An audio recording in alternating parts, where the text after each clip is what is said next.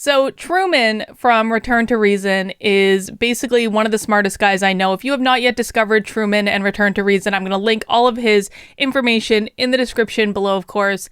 But because he's basically the smartest guy I know, we decided to start a podcast together. It's called Unscrewed. It's the adventures of two kind of disaffected lefties that are kind of black-pilled on what's going on in the world. And really what it is a place for Truman and I to have more long-form, in-depth conversations, frankly, that we would be having anyway offline. And so we just decided to start recording them every other week or so and make a podcast out of it. And maybe you guys like it, maybe you don't. We hope you do. Truman and I have had 2 conversations now. We really are enjoying it so far. And, so we're going to put our content out there and see what you guys think. These are 2-hour conversations. So this is not something that's going to be a quick 10 or 15 minute video. These are 2-hour in-depth conversations where we're trying to kind of figure out where we are in the world and what we can do about it. Most importantly, what we can do to unscrew ourselves from this entire conversation. So the first episode, which is the one you're going to be watching now, sadly, when we recorded it, we didn't. Okay, it was my fault. It was my fault. I screwed up the video recording. It was my fault. So there's no video for this episode. It's just going to have an image and some audio, but you can still kick back and listen to it. I know a lot of you guys listen to my videos without watching the videos. You just listen to the audio anyway. So for those of you who do that, this is going to be no different. Now, the second episode, which I'm going to upload shortly after this one, it will have video. And so we're going to get better at it as we keep on doing the podcast. But I'm going to be posting the podcast here on my channel. I think Truman's going to be posting it on his channel. Again, I will link all of his information in the description below.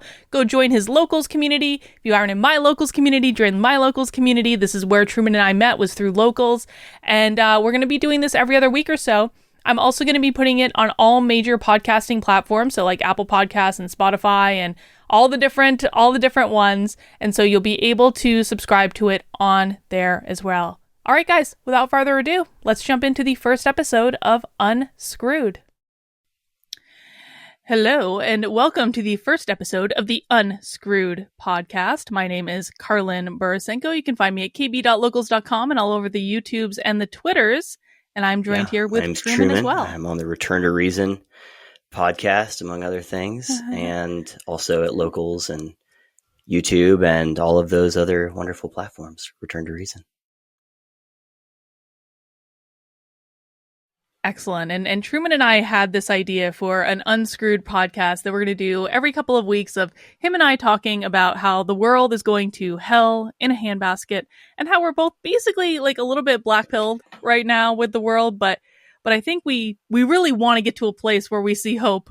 We want to see the white pill. We want to take it. Truman, am I misstating that? I know Malice is working on a book called The White Pill, and I'm eager to see what he has to say, because there's, I think that there are things to be hopeful about for sure. But I think about things in a short term and a long term type of stuff. And most of the stuff that is that I feel black pilled by is in both of those things. And all of the white pill stuff for me is out in the long term.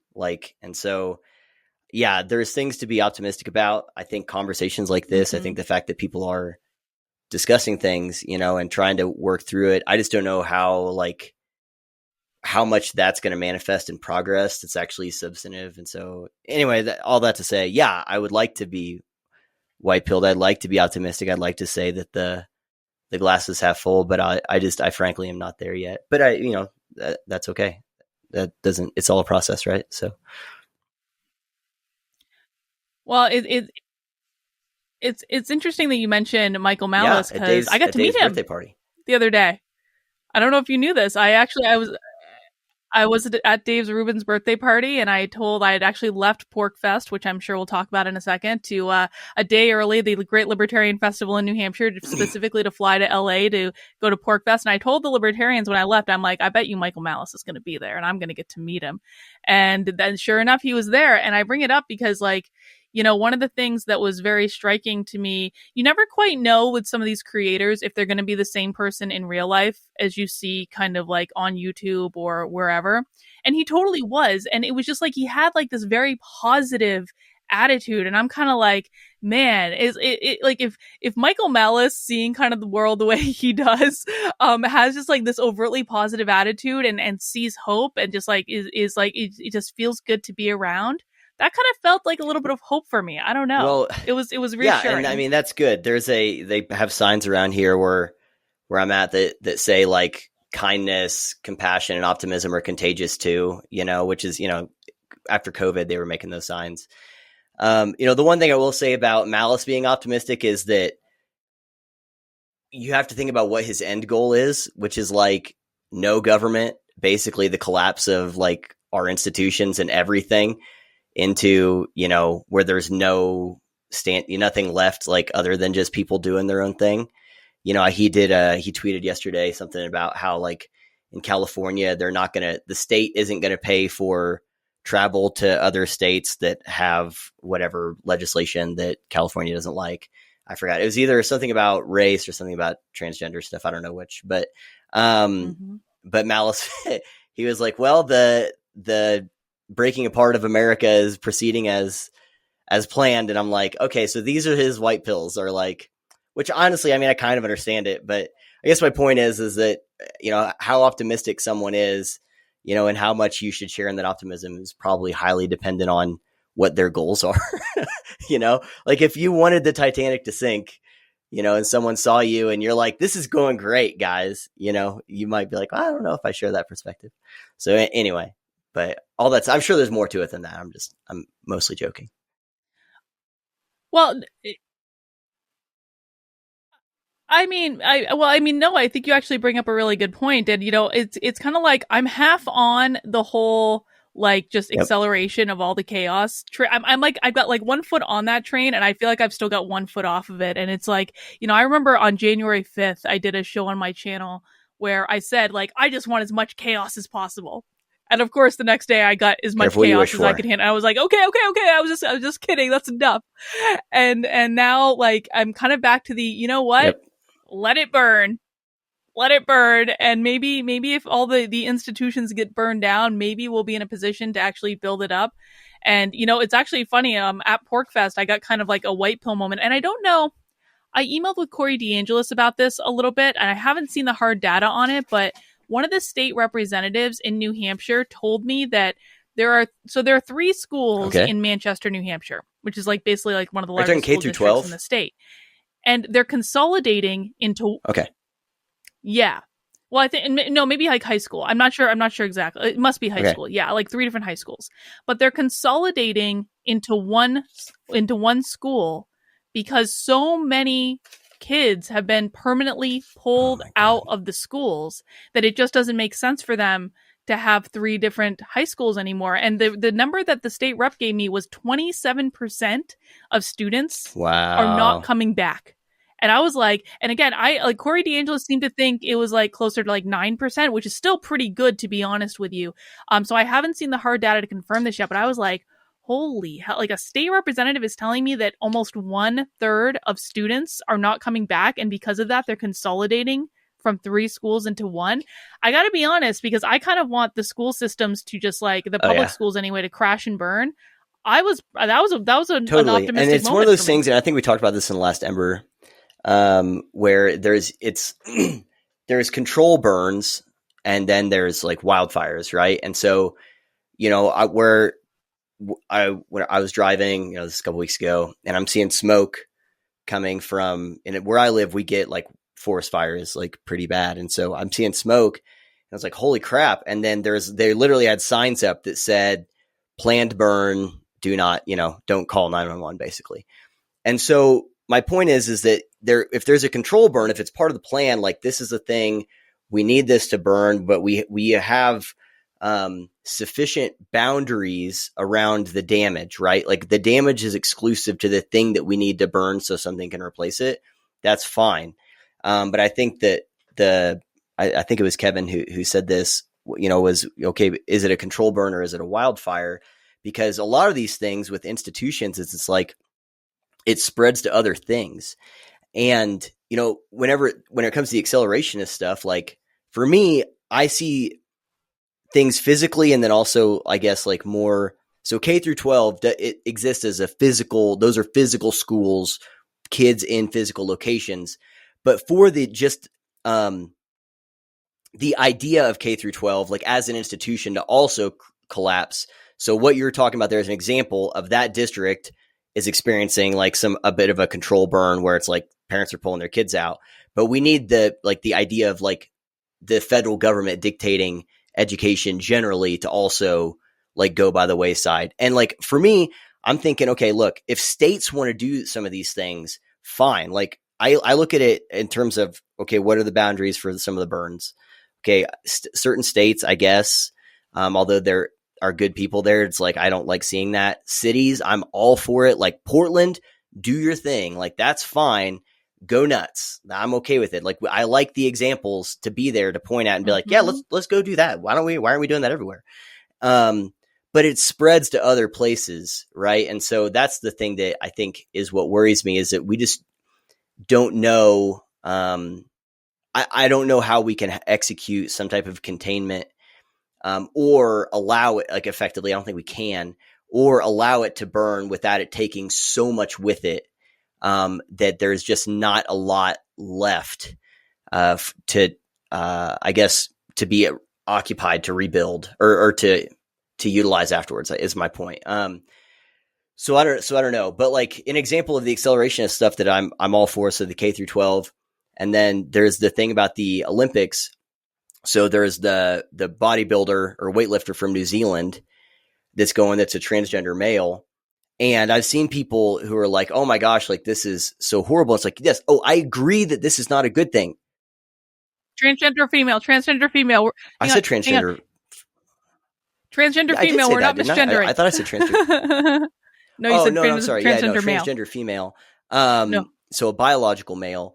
And my point to these people was like, no, this is not good, but we still want this to happen. Send all of the huge dudes to go and compete because that is a massive red pill. Like that's a global red pill because we need the pissed off feminists. We need them to go, okay, nope, I'm done. This is not cool anymore. Like there are women who work literally their entire lives to become the best in the world at what they do.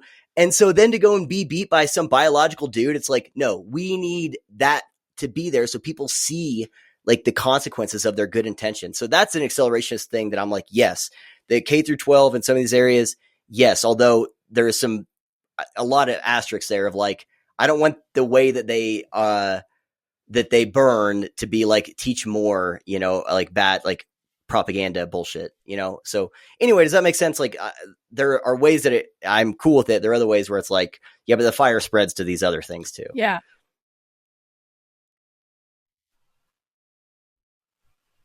Well, I kind of feel like we're in a place though where it's almost like we have to take the unintended consequences with the actual intended consequences, because I don't think the direction that we're going in, I don't think it's a tenable direction long terms. And so it's kind of like, do we want to put faith in the unknown a little bit and allow things to feel a little bit more out of control for the sake of correcting course? Because I mean, the way I think if things just kind of keep going in the way that I think both the Democrat and Republican parties want us to go, because I think they're both going in the same direction. I just think the Republicans are going a little bit slower, but I think they're following the Democrats.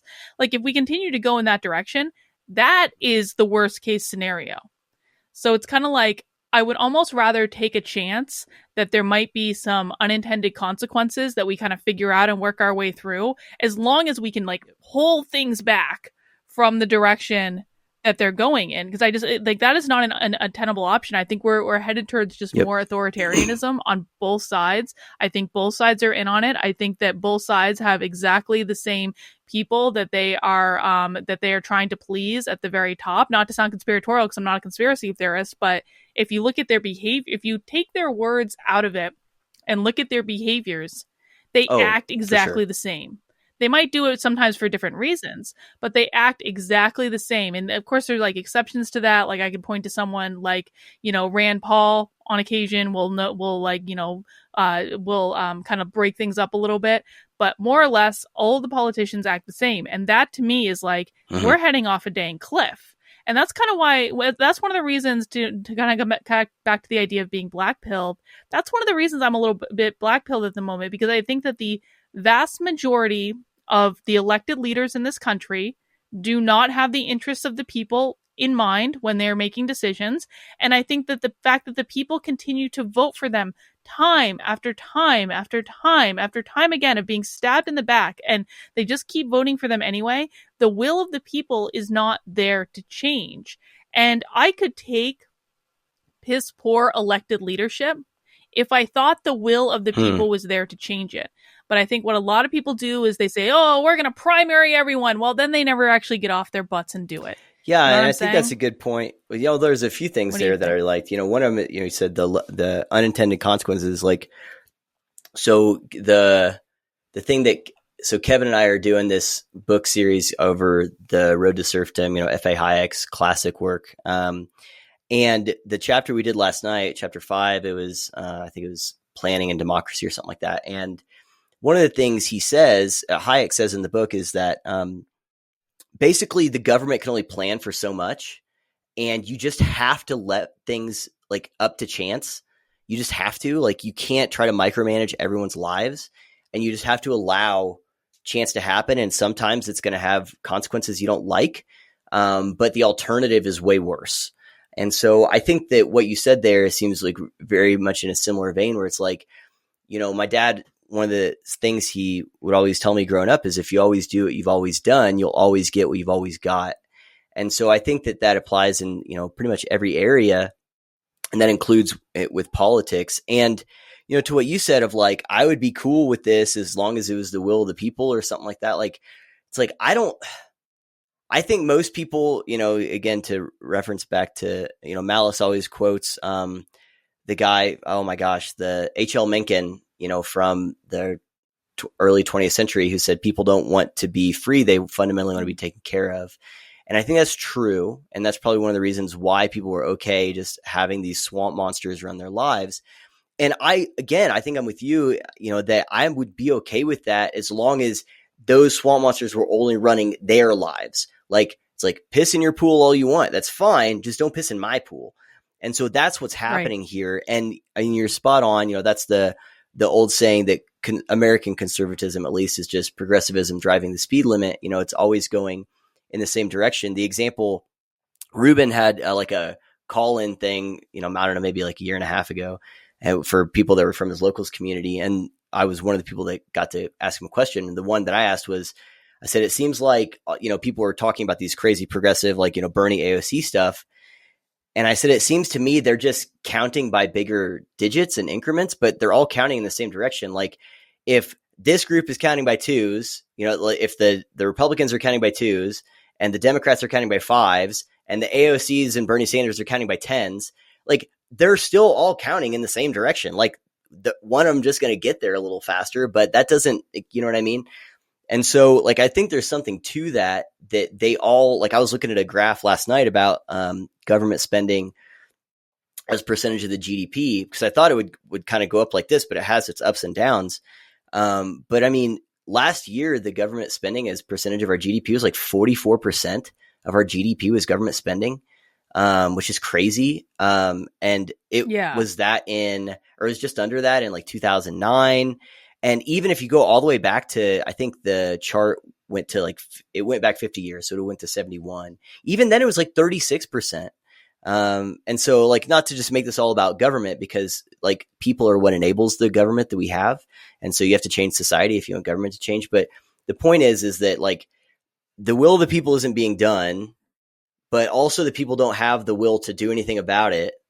And all of that would be fine if it was exclusive to the people, like, that bullshit was impacting, right? But it's impacting people like us who are like, I don't want this. I didn't ask for this. And we have this social pathology where people are lazy. Like, people are lazy. They're uninformed, often on purpose. They feel way more social pressures to stay uninformed or to just avoid certain fights that are probably worth having. And so it's just a perfect storm of social pathologies and government bureaucratic bullshit that's all self-serving that ends up, back with a huge amount of collateral damage in the form of a lot of people that, didn't ask for this. And to the last thing I'll say is, you mentioned like primarying and stuff. And so for me, one of the things that black pills me, like I said, some of it's in the present and some of it's in the future. I have no confidence in our election process, and not just that. Like, let's say I'm wrong, okay, and all of our elections are fine. All of it's like there's nothing is bad. There's a lot of people that feel that way. There's a lot of people that feel completely disenfranchised. And so my point is, I don't know how many more elections we have where, because I don't think Republicans will win in the midterms. They might win a little bit. I don't think they'll win in 2024. I want to be wrong there, depending on the candidate, but I don't think they will. I just don't know how many elections that the right can lose before they say fuck it, because there's a lot of people that feel disenfranchised, and it's only going to grow. And that's one of the things that I'm afraid of. So there's a lot there. I mean, that's kind of what we're doing here. We're just spitballing and talking about this stuff generally. But anyway, go for it. Sorry. Yeah, no, but I think that's a really good point, and I'm glad you brought it up, because to me, and let's put aside for a second about whether or not we believe the election results were accurate. Like that like at this point, Biden is president, whatever. I don't want to go back and relitigate, except to say this: you only achieve buy-in from a population of people by listening to their grievances and by making them feel like they were heard. And the biggest issue I had with everything that happened after the election is it just showed emphatically that the Democrats had absolutely zero interest in even trying to work with Trump supporters. And again, regardless of whether or not you think Biden really won or you didn't, that is not the point.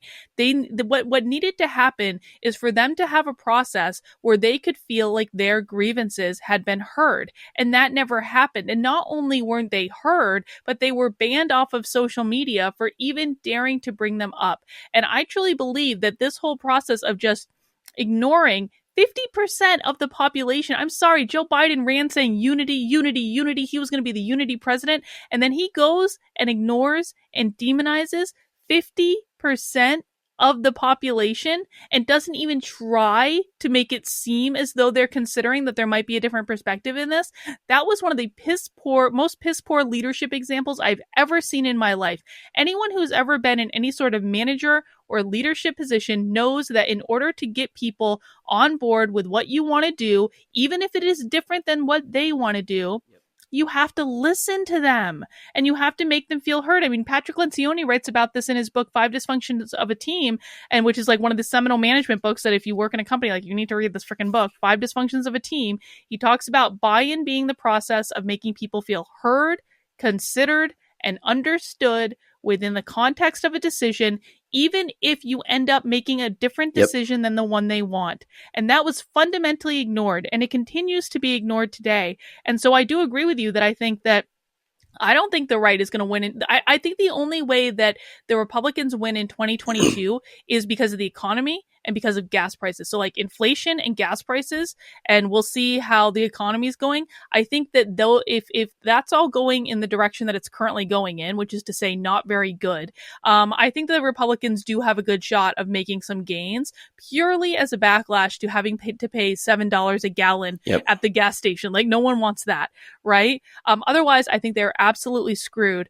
I think that maybe they have one solid presidential candidate for 24, and I think that's Ron DeSantis. I think he's the only one that has any sort of shot of winning. I mean, barring, of course, whether or not Joe Biden is actually the person running for re-election, in which case I don't think Kamala Harris is winning anything anytime soon. I think they could probably run like a, Weekend at Bernie's like dead guy and beat her. But, I mean, like, I think that the Republicans are in for a rude awakening. And I think a lot of them think that they have much more momentum coming out of 2020 than they do. And part of the reason that I think that they're losing more than they think is because, like, you and I are both walkaways, essentially, right? We both come from the left. We left. We voted. We got on the Trump train to greater or lesser extents. We voted for Trump. And like, I don't know about you, but I'm like watching the Republicans. I'm like, go screw. I don't want to vote for any of these people. The one thing I'll say, about that is, to me, just cards on the table, I personally don't think it matters in that. And so what I mean by that is, like, I don't think that the election results were legitimate. No. So here's the thing. So there's two possibilities here. All right. And I think both these are terrifying. So the first one is, let's say that, like, the things that I fear are the stuff with the mail-in ballots. And I just think that there is just too much stuff there for me to think that everything was legitimate. Okay. And so I'm like, okay, if that's true, they learned how they can get away with this. All right. For numerous reasons. And so I don't see how, Right. like, they wouldn't try to repeat that process, because let's say it is someone like DeSantis, like, the Republican Party is not going to run like a Mitt Romney type. They're just not. So they're going to run someone who's at least somewhat like cast in the mold of Trump. And then the media will do the same thing to them. So that's my point number two. Either they know they actually can steal elections, which is terrifying, okay, and with impunity. And by they, again, I don't think that there was some vast conspiracy of people who got together on Thursdays and chatted about this. I just think you had the people in these places that had been drinking the Kool-Aid of Trump's Hitler for a long time, and they just knew what to do. And they're like, they did the thing that honestly, you or I would probably do if we believed those things. If, like, yeah, I'm not going to let this guy get elected. Like, yeah, I would cheat. I would totally cheat if I thought it was Hitler. Like, I don't care. Like, gladly say that. I think that's a moral thing to do. But the other thing is let's say that the election was totally legitimate in terms of the votes. The other terrifying side of that coin is that the media can control the elections. Is that the media can just spew bullshit and lies for 4 years. Yes. And people will believe it and eat it up. And so, like, that is almost more terrifying to me, to be honest, because it's like the amount of, at least with the other thing, you got a small handful of people in some places. And so it's like, okay, so the system, it's more about this, like, just make sure we have election transparency, which goes to your point about people being heard. It's like, okay, you don't think I should be president? Fine. Let's do a bunch of things to make sure that this is a window into the process. And so you have confidence in the next election. That's fine. They're not doing that. But my point is you could do that if it was just a handful of people in some of these cities. If it's this entire media complex and big tech that can sufficiently propagandize the culture and the society to vote like on bullshit. Like, again, I call these hoax hills that people will die on. Like, how many people do you think actually believe Trump called neo-Nazis and white supremacists very fine people? Like, today, I bet you it's over 30%, right? And so all of these things, like, you could go down the list, and see, like, how big is Blue Anon actually, right? It's huge. And that's because of the media just shoving lies down their throat. So my point is, either way, like, okay, you say I'm crazy. People think that, okay, the election is totally legit. That's fine. I will take that. I would like to be right or be wrong about that. But if I'm wrong about that, then it still is like, okay, but how much do you think the media coverage of Trump and all of the dishonesty, Russia, all of that stuff impacted the election then? Like, that would have been the thing. That's the defining thing. So yeah, I don't like what the Republicans are doing. I don't like what the Democrats are doing, obviously. But I'm more worried about, like, this establishment thing, whatever it is, that's in control of the institutions, that seeks to preserve itself. It's at the top of the hierarchy of information and power, and it's not trying to help the people. You know, the media is not trying to inform you. Education isn't trying to educate you, and leaders aren't trying to lead you. All of the things at the top of those various institutions are just trying to preserve themselves. And that is even more terrifying to me. It's like, okay, yeah, Republicans suck, Democrats suck. We got rid of all of them tomorrow, we would still have all of these, like, the things that are actually controlling. Like, Republicans are beholden to constituents. Democrats are beholden to constituents. They would all turn on a dime if the media held their feet to the fire, if the institutions were doing what they were supposed to be doing. They would. One of the things I noticed in that chart about the GDP that I referenced earlier is that you see in the early 90s, it actually starts to go down, and it hits this very low point at around 2000. And I think part of that was because Reagan spent like crazy. Conservatives don't like to admit that, but he did. but you had that his successor, George W. Bush, didn't spend as much. But what I'm saying here is that the Republicans in the House and Senate held Clinton's feet to the fire to make sure that he balanced the budget and we spent less. And so my point is these politicians, they do what they have to do to stay in power. So to me, the things that have to burn, if we want to fix that, like they'll do like, they get whoever constituents or whatever institution say jump, they say how high. I mean, they're all hollowed out. They'll do whatever they think, whatever they want to do, or whatever someone tells them to do if they think it'll help them stay in power.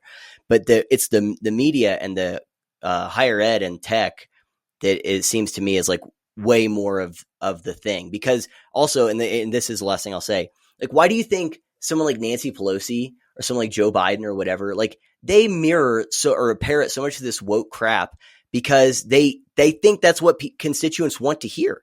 That's what the media says all this stuff, and they think this is the thing. They don't believe that crap. You think someone who's in their 80s is actually on board? Like, come on, get out of here. No. So my point is that those are the things that I think have to be burned like ash, like atomized. Like there can't be anything left.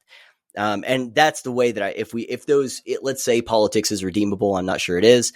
But if they were redeemable, that's how we would have to do it, is by influencing the things that influence them, because they're not at the top of the influence hierarchy. They're just not.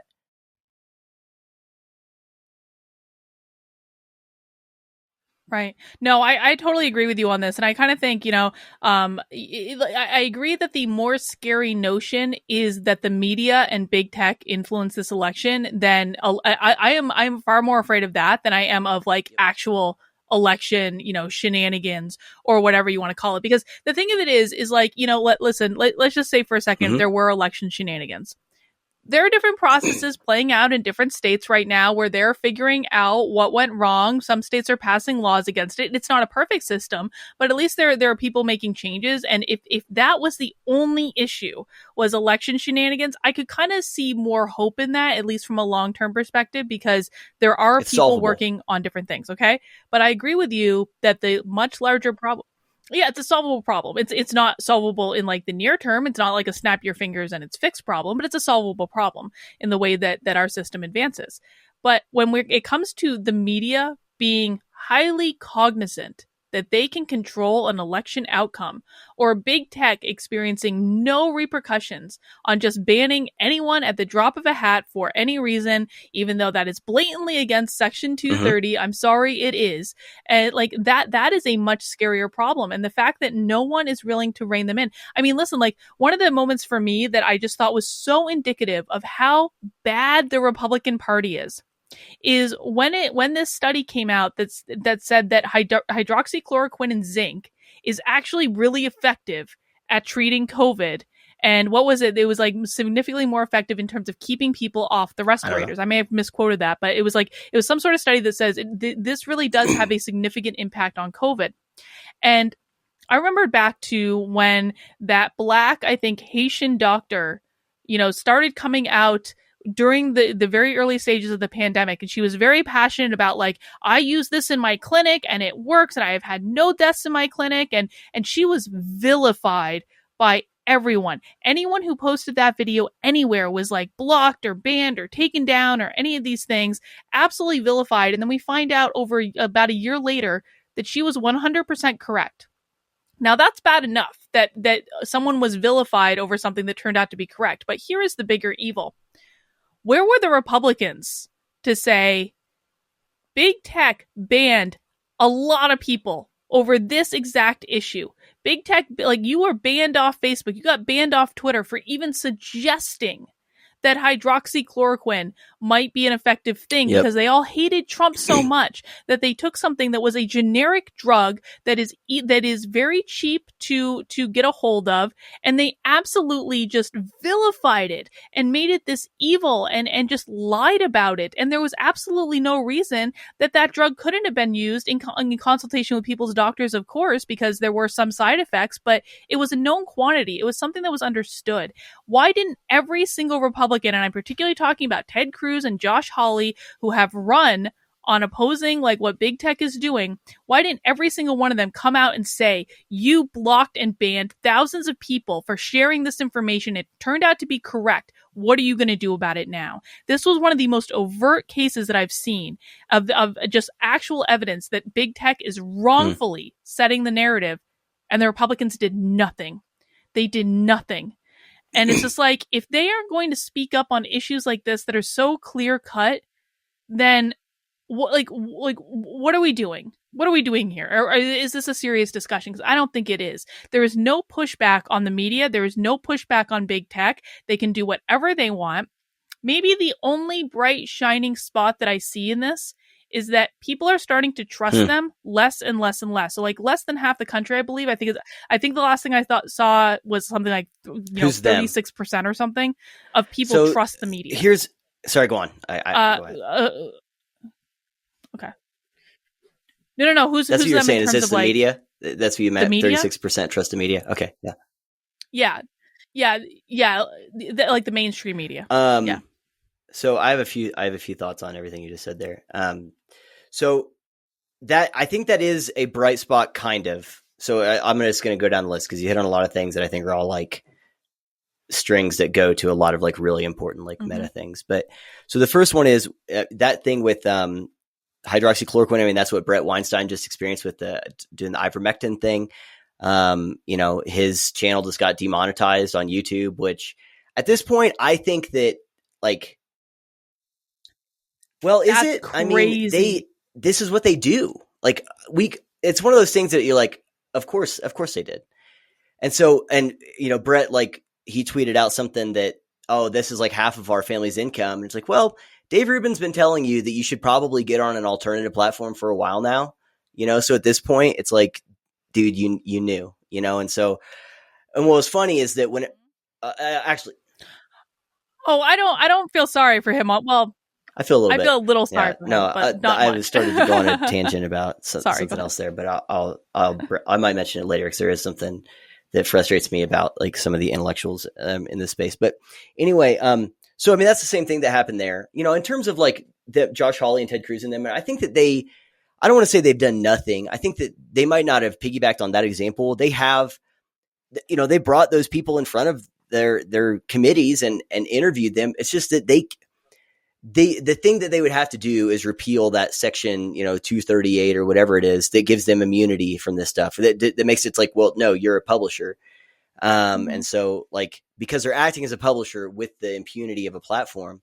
So yeah, it'd be nice if they could do that. I don't think they're going to get support to do that, but they haven't done nothing. I just don't think they've done much. And I think the one thing they can do, they can't get enough support to do it. The other part about whenever you're talking about the trusting the media. Go ahead. But though, hang on.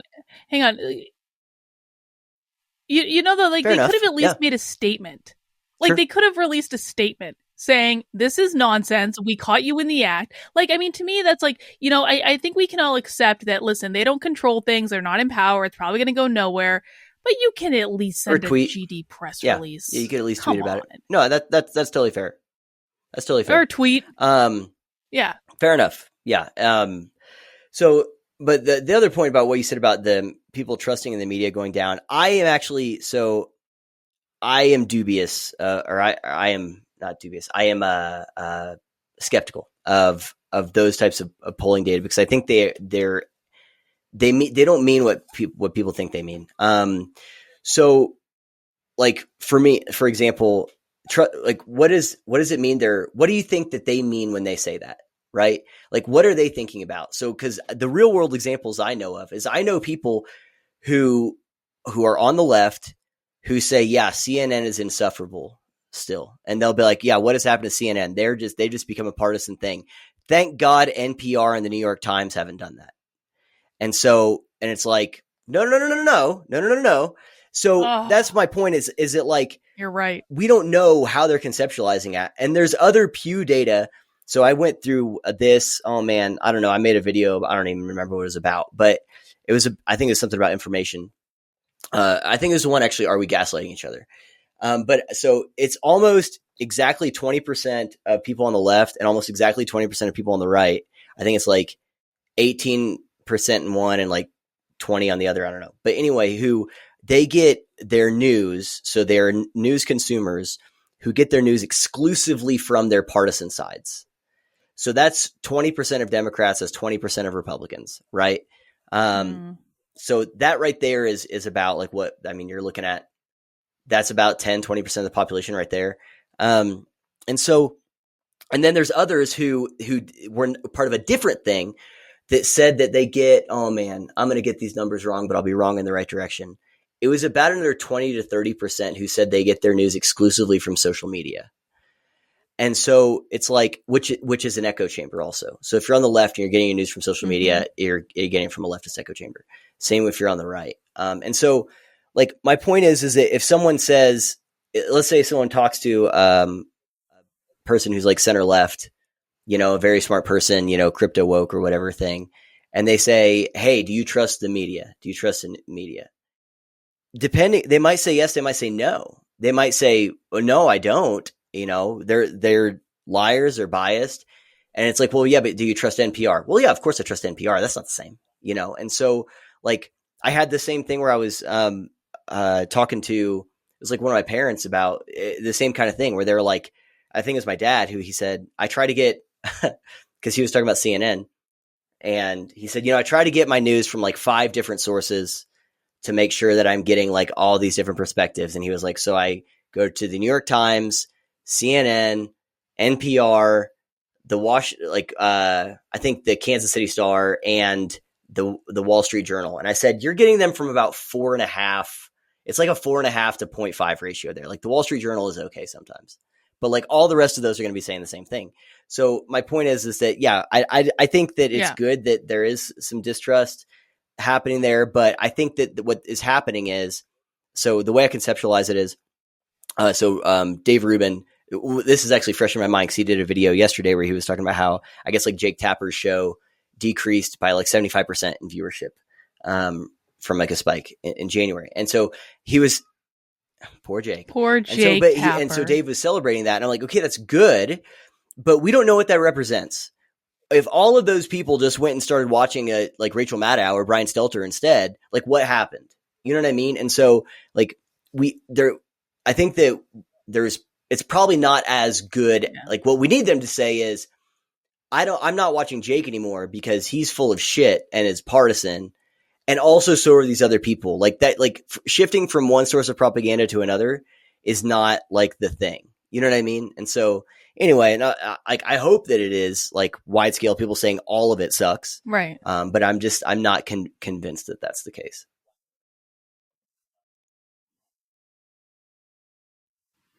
No, I mean, you're probably right about that. And I just find, you know, when did you red pill? When did that happen for you? No. That's where I'm going with this. So for me, I was, since I am so I'm like I just care about what's true, like, you know, and so I did not like Trump.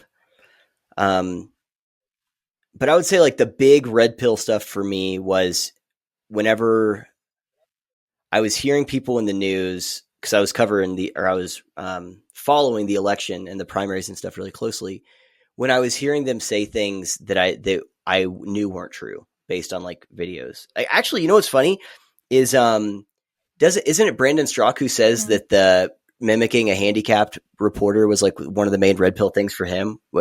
Isn't that Brandon Straka who said that? The clip?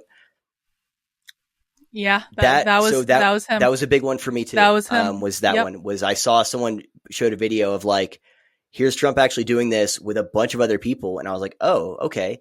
And just having those types of things happen, where honestly, like when it really started, whenever they were like, well, he called Mexicans rapists and murderers, and I'm like, okay, I watched that. No, he didn't. You know, he worded it like poorly. It was clumsy, but he definitely didn't say that. And so, yeah, I think just seeing them as liars, like, and again, I still didn't even vote for him in 2016, even though I knew that they were lying about him. But it was whenever they were really lying about him, and whenever I was seeing the crazy reactions after the election, and Charlottesville was pretty shortly after that. And I watched the thing in Charlottesville. I'm like, that's not what he said. And just hearing that parroted, like wall-to-wall coverage of this is what he said. And I'm like, no, fuck all you guys. You're liars. This is crazy. Like, how are you lying like this? And so anyway, but just seeing their lies. But I was interested in what was true. I would look at the independent thing. So I had a thing to contrast it with. And I think most people just don't have that or do that. But that was it for me. I don't know if that really answers your question, but just catching them in their lies. Well, no.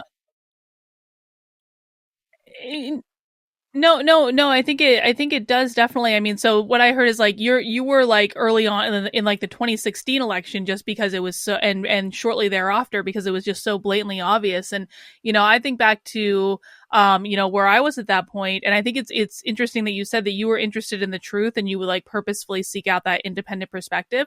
Like, I'll flat out admit where I was in my life at that point, it was kind of like it's a weird thing, and I've thought about this a lot because I definitely noticed little things like that, like the whole Mexican rapist thing. I remember thinking, that's not, he didn't really say that. Like, come on. But at the same time, I purposefully had on MSNBC in my house all day, every day. And it was very purposeful. I was like, I only want people that are talking about this perspective. I don't want to hear any other perspective. Like, and it was, I don't know if it was just that I guess I didn't believe they were lying to me as badly as they were. There was just, and maybe it was just like a lot of cognitive dissonance where like I didn't, maybe it wasn't that I didn't believe it, because like I said, there were those nuggets every once in a while. Neil Gorsuch was another one for me. The Hobby Lobby case was another one for me. Like, the Hobby Lobby case was a big one because I was like, that they were offering like 16 different types of birth control. You couldn't pick one, like that. So stuff like that. We're like thinking that Neil Gorsuch actually seemed like a reasonable person and a good man, and maybe he's not on my side of the political spectrum, but Trump wasn't going to nominate someone that was on my side. Like, and so the best I can hope Do you mean for Gorsuch or is Kavanaugh? a good man, and he seemed like that to me. Okay. No, I mean Gorsuch. I don't like Kavanaugh. I really do not like Kavanaugh at all. But I always liked Gorsuch. I thought Gorsuch, I was like, fine, like whatever. Like, there are probably worse people that we could have had. And so there were little things like that for me, but at the same time, I really, like, at that point, I purposefully wanted my perspective reinforced. So it was almost like, even with those little things, it was causing cognitive dissonance, but like the cognitive dissonance was like forcing me to retreat into kind of like my safe little world that I knew. And I guess I bring this up because, I wonder, has anyone, to the best of your knowledge, talked about kind of like the formula for waking people up and getting them to push past that cognitive dissonance? Because I remember when I woke up, like after that Trump rally, that was a painful experience. And then continuing to kind of like, it really is. It's like you question everything about the world, and then continuing on that path, and even like the mind fuck that, and I still experience this today, like, how much more do I believe was true that was never true? Like, how many more lies did the media sell to me just from like, not even like thinking back to like, Obama or even before Obama? Like, how many more lies was I sold that are not true? And it's like, and it's an impossible thing to go back and unpack. And so I guess I say it's like I think one of the, if one of the things that I think would help me be a little bit more white-pilled right now is if I saw more people waking up. And I don't know why some people take the red pill and some don't. So I think part of it is every metaphor breaks down somewhere. And I think one of them with the red pill, metaphor is that I think that's a conscious choice, at least in the movie. And I think for some people it is, but I think for other people it's like, if a person is honest and intellectually curious, it's not like I just went where the truth went. It's not like I was trying to unlearn things or trying to discover things. It was just like, wait a second. So something's fishy here. You know what I mean? And so I think some people are red pilled, I think, because it like burst into their lives and they just were like, okay, it is what it is. I just experienced this thing. And so it's kind of like being shaken awake, And so it's like, you didn't choose to do that, but here you are. Like, I think Brett Weinstein's a good example. Jordan Peterson probably is a good example, of just people who it's like this thing just showed up into their lives. And so like, there's two things there. Well, at least two. Like the first one is people, and this is where I think I've mentioned this to you before, of like converts versus casualties, is that the people who are fighting this stuff and actually are waking up to it are almost always casualties of it. Like they had a bad experience and they saw the monster up close and they're like, oh shit.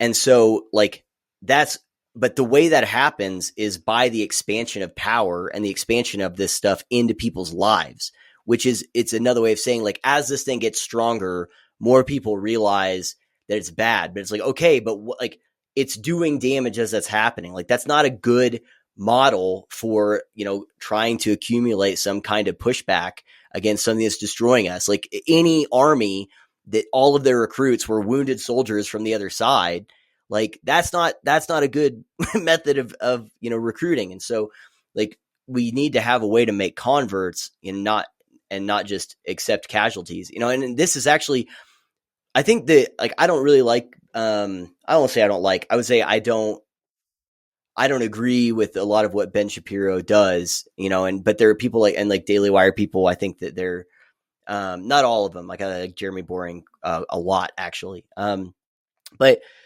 huh? Shills. Shills? Oh, shills. No, I think Boring's actually No, I don't the think word so. you're looking for? I think that they I don't know. I don't really want, there's a lot to it. I think that they keep their eyes closed on stuff. And so they're part of the conservatism that is like has its own prim and proper kind of thing. Like they, I think they have their own version of the deplorables. I think that the fact that Shapiro, said that everything that happened on January 6th was like evil people and that there was no evidence of anything going wrong with the election. I was like, all right, I'm done with you, man. Like you're not even trying here. And so like, but here's the side. What I will say is that people like Ben Shapiro serve as what I call like a safety net. And like in that, whenever a person is waking up to this stuff, it's like realizing you're in a burning building and you're just trying to get out. And I think that finding like readily accessible, like PragerU and like Ben Shapiro clips of him explaining things is actually really like, that was huge for me. I watched a lot of like Crowder. Like I don't like Crowder as like regular show, but Crowder has good videos where he like debunks certain things. And the dude is like totally unparalleled in terms of his sources. He's like, and that's why I think to my knowledge, Crowder has won like every single like time that he has challenged YouTube on something. Cause the dude keeps the receipts. He fact checks everything he does. But so for me, like going and watching these guys, like talk about these issues and I'm like, oh shit, okay, that makes sense. And then not just taking it face value, but going and trying to verify, but just having that other information. I think those types of guys are really good at just saying, here's the other perspective on these issues from a fact basis. Like this is what you're probably told about like race or gun crime or whatever. Here's the data. Go and, check my notes. That's fine. But they will give the other perspective. And so like to your question about anyone that's like actively red pilling people, I think that conservatives are trying. I really do. I think people are trying. People like us making content, I think we're trying. But we have a huge gap in terms of the information getting to people and them also being curious. Because another way, what you were talking about earlier about whenever you first wake up to this stuff, it is hard of going, oh, like, okay, how much was I lied to? How much of the things that I actually unconsciously am basing like my perspectives of reality on are just total bullshit, And so like, okay, what about the housing crisis? What about the war in Iraq? Like all of these things, like, you know what I mean? Like, it doesn't matter. All of it. It's really difficult. And so what we're basically asking people to do is say, okay, actually most of the beliefs you hold that you think are moral probably aren't. Your good intentions are irrelevant, because the things you're advocating for are disastrous. Also, all of your friends that that are sincere in these beliefs are wrong. And also, how you guys shit talk and have probably denigrated all of these other people who disagree with you. That's what's going to happen to you if you decide to go through this, across this threshold. And so like, I just think it's a big ask of a lot of people. I'm not saying it's a wrong ask. It's like, it's another way of saying, hey, grow a pair and do what's right, but most people don't want to do that. They just want to live their lives.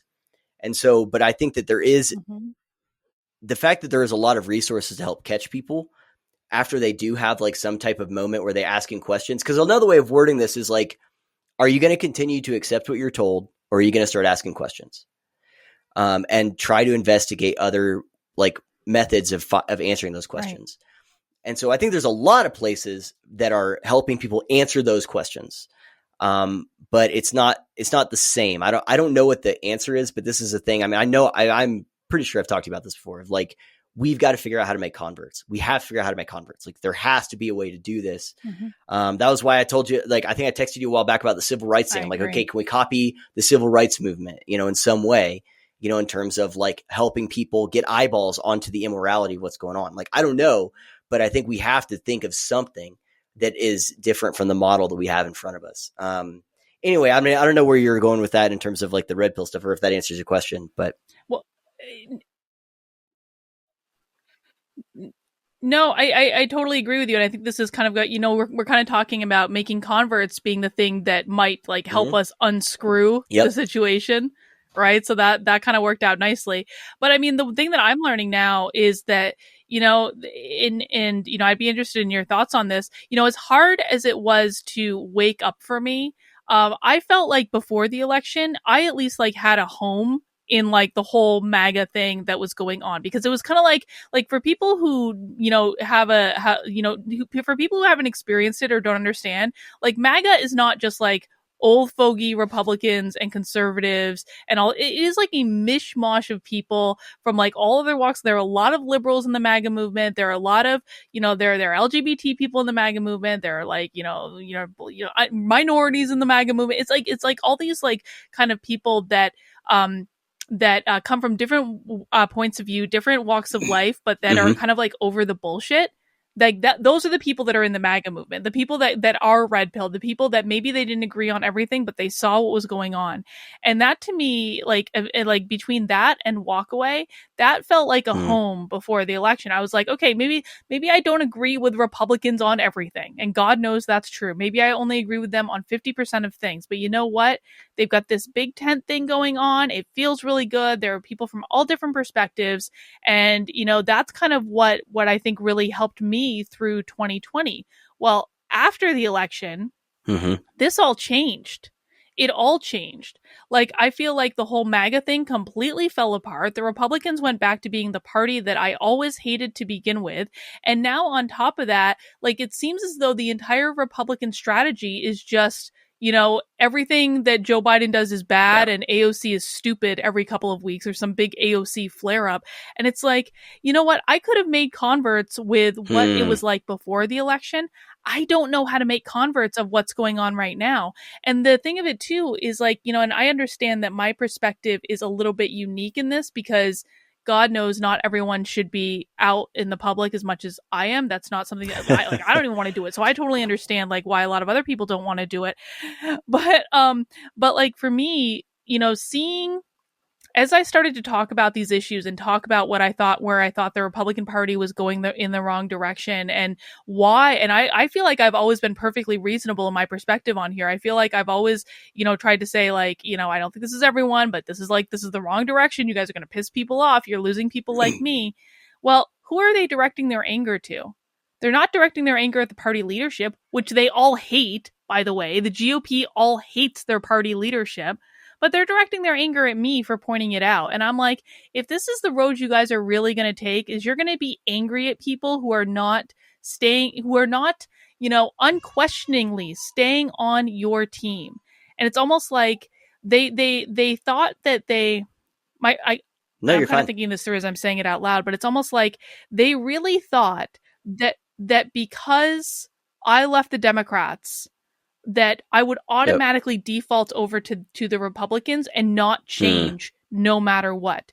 They really thought that was my only other option. And I'm like, no, I actually have an option to like sit in the middle and think that both of you guys are crazy.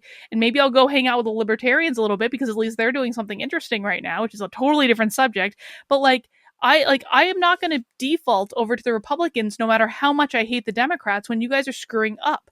And so in this environment, I think it becomes really hard to create converts because there's literally Yep. nowhere for them to Yeah, that's go. the metaphor that Bridget Fetisi used in that article she wrote. I mean, years ago. This might have been 2018 or something, maybe earlier. But when she said, she equated the Democratic Party as like, her local bar, her favorite bar to go to. She was familiar, she recognized it, and how, then it got taken over by all of these, like she equated like, okay, now it's a bunch of hipsters serving stuff that I don't recognize, and then I don't want to drink. And so she's like, okay, I don't want to go to this bar anymore. But she's like, I don't automatically feel like, there's this other bar like that I wasn't going to. Like I wasn't going to that one for a reason either. Like there's a reason I wasn't going to that one. So she's like, now I'm just in the street, and that's where that politically homeless thing comes from. But no, I think you're exactly right. I will say that I sympathize a little bit with at least the situation that the Republican Party's in right now. I can see that it's like, okay, so we had this president that most of them didn't even want to get on board with to begin with, because a lot of their spoiler alert, the establishment swamp is not just on the left. Like, okay, like there's a lot of Republicans didn't like Trump too. And so like, and then he, loses, but there's all these irregularities. And so then they're like, okay, but what do we do here? And I will say, to Ted Cruz's credit, and this is another reason why I was like, I think there are just certain things that my mind just goes, fuck you. And like Ben Shapiro's reaction to what Ted Cruz said whenever Cruz was like, hey, whether or not you think this is, and this goes to what you're talking about, how like in order to have legitimacy and to bring people along with you, you have to listen. And Ted was like, whether or not you agree with this is what a lot of people think. And so we can't just ignore this. We need to address this. And Ben Shapiro did this whole segment where he's like, just because a lot of people think something, that means we have to respect it. Like, that's not true. I'm like, fuck you, you idiot. That's exactly what you have to do. That's how you get rebellions and actual insurrections otherwise. Like, people have to feel like they are part of the process. Here's one of two things, okay? You either investigate it and show that nothing happened to restore their faith in the process, or you investigate it and find something happened and then you rectify it, which also restores people's faith in the process. But like to say just because a bunch of people think something that shouldn't be investigated, it's like, no, that's dead wrong. So that's another reason why Ben pisses me off by those kinds of things. But Ted Cruz, to his credit, was saying that. And so, but I think after what happened on the 6th, and really, I don't think it's about after what happened on the 6th. I think it's after how the media portrayed what happened on the 6th and made it so radioactive for anyone that I think that the Republicans are between a rock and a hard place, where it's like, okay, if we try to, again, go along with anything associated with Trump, we're going to get pulled through this. And by the way, I think I'm not saying that this is correct thinking. I'm just saying I understand their thinking. Because the mistake in all of it is that the media will treat you honestly if you do a thing and you're a Republican. It's like, no, the media will not treat you honestly if you're a Republican, period. So trying to make them happy by avoiding this thing over here is dumb. But I understand the math that they're doing. It's like, okay, well, Trump's radioactive, so we need his voters, but we can't like actually do anything with that publicly or obviously, because then we'll get associated with this stuff. And so we need to figure something out here. Like, it's cowardly. I think it's cowardly. I think that it's one of the reasons why Trump got elected was because of feckless people like that. And so it's like, I get it. So they are in a difficult spot. But to the broader issue to me is like, I don't think about, like, right now, I am very far from thinking about this stuff in terms of Republican and Democrat, because like I said, I don't think the elections are like, it's like, okay, we have to reduce the boiling point, or the temperature, reduce it from boiling with the society. Because to a thing you said earlier that hit me, reminded me of two things here. Because you were talking about, again, the people not being heard. And that's legitimacy comes from. Malcolm Gladwell did this talk about legitimacy a long time ago, and always stuck with me, because he was looking at what happens, like what causes actual civil wars and rebellions. Is it's like, okay, and the opposite of that is people viewing their authority as legitimate. And one of the things is you have to feel heard. Like you said, you have to feel heard, that your grievances have at least been listened to and considered. And so, Anyway, but what made me think of it is I read 2 articles. Go ahead. It seems like you wanted to say something. Go ahead.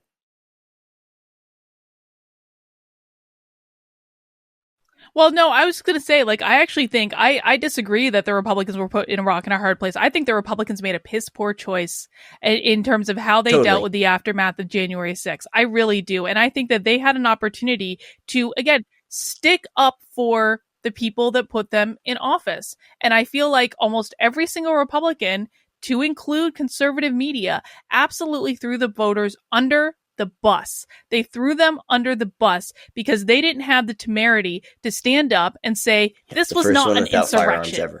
I'm sorry. It wasn't. Yeah. I was there. If they had wanted to tear down that building, there were minimally 50,000 people on the Capitol lawn that day. A couple hundred went inside, and they shouldn't have, and that has been denounced repeatedly. But the damage that could have been done if that was an actual insurrection was so much worse. And for no one to have the temerity to stand up and say, no, we do not accept this. We are not going to denounce every single person that was there that day, because the vast, this was a mostly peaceful protest. Like, for them to not even take the talking points that the Democrats were using all summer long, I thought it was a stab in the back, and I think it only exacerbated the situation. Whenever I say like I said, I don't think it was proper thinking. I think they saw themselves as between a rock and a hard place. I do not think I reject their like paradigm, their framework there, but I'm saying I understand it. But again, it's cowardly. But my point is that, like, and why I'm not thinking about this in terms of Republican, Democrat, and at least with a lot of it, is because, okay, so 2 articles that are both expressing the same kind of thing. So the first one, I read this one from Medium, and by the way, both of these things show that how both, at least at an establishment level, the left and the right in politics, Republicans, Democrats, are mirror images of each other. So here's an article is on Medium, and it was about housing and how young people can't get housing. We can't get loans for houses. And the whole article is about why capitalism is bad. So here's a quote from, I took some screenshots because I was planning on doing a video about it. Even now, after all this time, it never ceases to amaze me that lawmakers, regardless of political party, can even pretend to be as dumbfounded as they are, that my generation is becoming increasingly radicalized. How can we not? How can we not become radicalized when capitalism steals everything from us, whether it be our time, our labor, our healthcare, our homes, or even our planet? In this past year alone, all it took was a pandemic to expose every fundamental flaw and crack in the system in the dying U.S. empire, but at the rate of deterioration, one might argue, is incompatible with a modern society. And so this whole thing is, so they say either we adapt, moving away from capitalism and the age of neoliberalism, or we die. So this is a person saying, like, I can't get a home loan, people can't get home loans, and so they blame capitalism, which I think is wrong. It's batshit crazy conclusion, but their assessment of the problem is right. Okay, so they're disenfranchised. They're like, this system doesn't work. So then here's a CNN article about Ashley Babbitt, the woman who was shot at the Capitol, right? And they interview, I think it was her mom or her brother. He said he'd spent most of her adult life in the military defending freedom of others to speak their minds. I think it was her brother who said this. He said, quote, "I feel like she went to the Capitol because she felt like her voice wasn't being heard," he said. Michelle I don't know how to pronounce this last name, bristled at the notion that her daughter was an insurrectionist. "To have to defend my daughter's patriotism blows my mind because she loved this country more than anyone I know. She was there to express her First Amendment right and to answer the call of a sitting president." And so what you have, two sides of the same coin here. You have the left ignoring people like Ashley, like she didn't feel like her voice was being heard. So they are not being heard. The establishment left doesn't want to listen to the grievances of people on the right. And a lot of the establishment right doesn't want to listen to those grievances.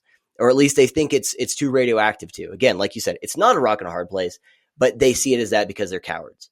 And then the right ignores the issues of housing, or at least home loan stuff. Student loans, I think, is the root of almost all of this.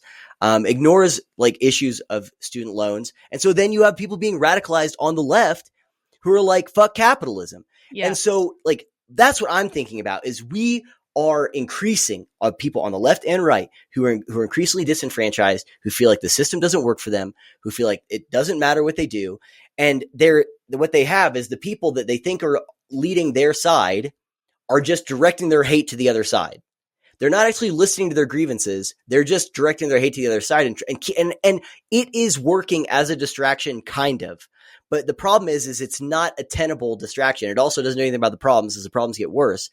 And so it's just going to lead to increased disillusionment with the entire system and demoralization and radicalization of people on the left and right who say, fuck it, capitalism, or fuck it, whatever other thing. And so it's like they're done. And so to what you said way earlier of like what people actually care about isn't being addressed. It's like they might not care about the minutia of politics, but they care about whether or not they can get a home loan. They care about whether or not they're going to get mugged going to the grocery store, or if a hobo can sleep in their yard and shit on their sidewalk and a police officer is going to do anything about it. Like, and so that's the thing I'm thinking about is like people have to recalibrate their expectations of these institutions. And they also have to rally around and like dig through the crap that's being presented to them as like the answer. Like Bernie Sanders is the only one saying anything about home or student loans.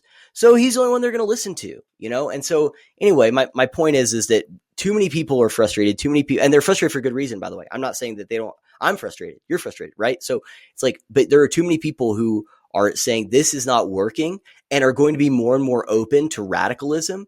And so it's like, I think that both of them have to be addressed. Getting the Republicans to listen, getting the Democrats to listen, but also trying to help people understand, at least on the ground level of like, no, this isn't capitalism. No, it isn't this other thing, you know? And so trying to help steer the frustration of the population like towards proper targets. Because again, like I said earlier, the politicians respond to the people.